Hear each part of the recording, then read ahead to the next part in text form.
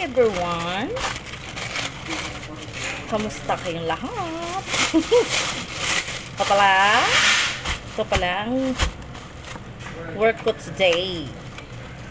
Yan. Package lang ng salad. Relieve ng stress. Nakikialam sa loob ng kitchen. Hindi ko trabaho.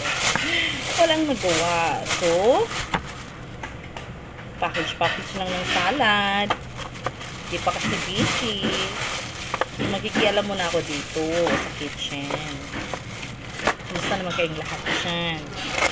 Kung tatanungin nyo kung ano yung trabaho dito, ito na lang sasabihin ko sa inyo. Kung ready kayo na maging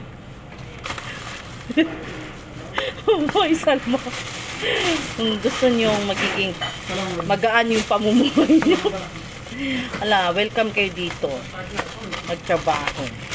Pero kung gusto nyo naman ng ano lang, magaan na walang trabaho, tanggap lang ng tanggap, mas maganda rin yun.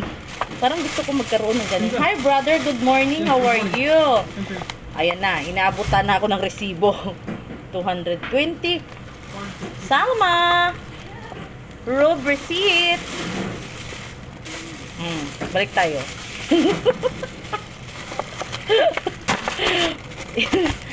Therapy ko po tanggal ng stress. Ngayon, kung gusto nyo magtrabaho sa lumayo sa pamilya nyo, kung kaya nyo, pwede naman. Pero kung ayaw nyo naman, nasa inyo na yun. Pero kung gusto nyo magiging okay yung ano ng anak nyo, pwede naman. Kaso lang, advice ko na lang sa inyo, as long yung kaya nyo naman na kumita sa Pilipinas, dyan na lang kayo. Diba? Yala to. What happened, brother? Did company what happened? Company closed. Company closed. This section closed. This only the robe is closed. Different section. But the other one. More 2 and 3 section running now. Ah. Because I am not interested in another section. Okay. In just only your section. I did working yourself for 24 years. This company. Before Blackmo, now this company. Salma, take another number. Number 050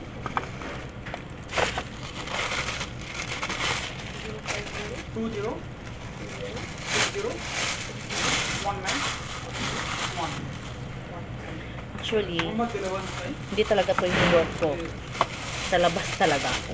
Nakikigulo lang ako doon sa kusina. Kasi wala akong trabaho sa labas. Kaya, nakikigulo ako dito, di ba? Experience din. Dagdag experience. Yun na nga, balik tayo. Mahirap talaga pag malayo sa pamilya. Lalo na pag namimiss mo yung mga anak mo. Tapos, hindi mo sila sumuslang yakapin, hindi mo mayakap. Kaya maswerte na yung iba na may konsensya na sa background, maingay talaga sila. Yun. Basta, pag sa Pilipinas kasi, kung may kaya nyo namang kumita at kasama yung anak nyo, maswerte na kayo. Kasi, kasama nyo yung mga anak nyo. Ako kasi, kailangan ko talagang lumayo sa dalawa kong anak. Kasi nandito rin naman yung asawa ko. So, nagtutulungan na lang kami. Bakit nagmamaritis ka sa akin, Salma? I-edit mo yan. Video ko yan. Gawin natin dito sa Rojo. Mamaritis kami. Kinausap ko lang yung new editor ko. Char. Ay, galingan mo kasi if we have this one, we make haka. Anyway, balik tayo sa usapan natin. Yun na nga, alam ko walang kabuluhan yung kwento ko. Pero, yun, kung kaya nyo naman kumita dyan sa Pilipinas, para hindi nyo mamiss yung anak nyo, kung nandyan yun naman yung pamumuhay nyo, okay naman. Diyan na lang kayo. Huwag na kami lumayo. Kasi, by choice yan. Yung choice mo yan, ito ang choice ko. Pero, hirap talaga pag magkasakit ng anak mo, wala. Tapos parang gusto nilang kasama ka, wala ka. Wala akong magagawa. Ang hirap kaya. Sakit. Masakit. So, it's better na nandyan na lang kayo sa Pilipinas para sa pamilya niyo.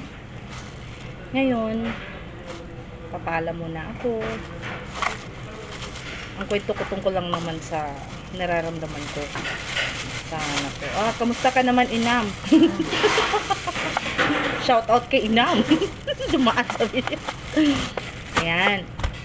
I hope nag-enjoy kayo sa kalukuhan ko.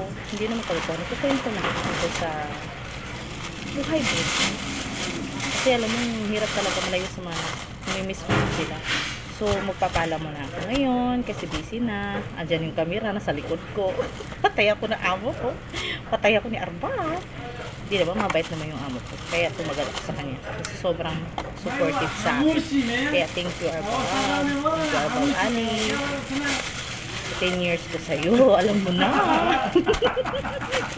Bye-bye, Arba. Okay? Guys, bye-bye. Thank you sa panonood.